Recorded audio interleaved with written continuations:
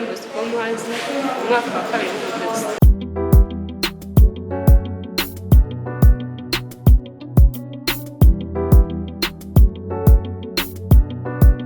Kwiga imyuga n'ubumenyingiro bifite inyungu kubera yuko usoza kwiga uhita ujya mu kazi, bityo bikabasha gutuma wikura vuba ugatera imbere bitewe n'uko ugiye gukora ibyo wize.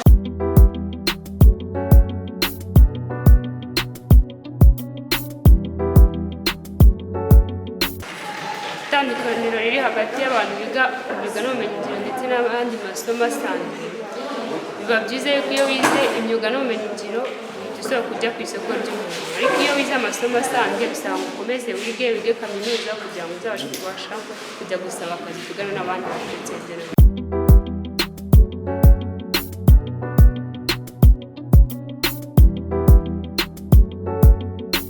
Kwiga umwuga ntabwo ukeneye si nuko andi masomo yarakunaniye, ahubwo nibyo bitanga akazi vuba, mu gihe ntibibuze yuko wakwiga amasomo asanzwe ukaza kwiga imyuga kuko bituma ugera vuba kugera ku mafaranga byoroshye.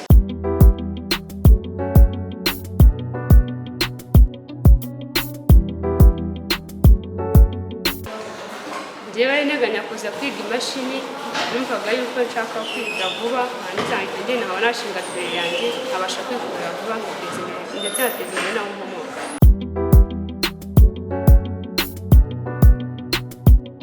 Numva kugira ngo nzabyeho ni ugukora cyane nkiga nshyizeho umuhate, noneho nagera hanze nkanakora ibyo nize kandi mbikora neza kinyamwuga.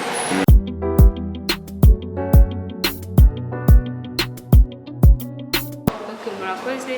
Ubutumwa naho abagenzi banjye bakiri hanze ari abatiga ndetse n'abari mu zindi ngeso zitandukanye zitari nziza, nababwira ko baza kwiga ubumenyingiro kuko bitugirira akamaro, bituma wikura mu bukene ugatera imbere, ukabasha kwiyubaka ukagera ahantu heza wifuza kugera bitewe n'uko wakoze ukoresheje amaboko.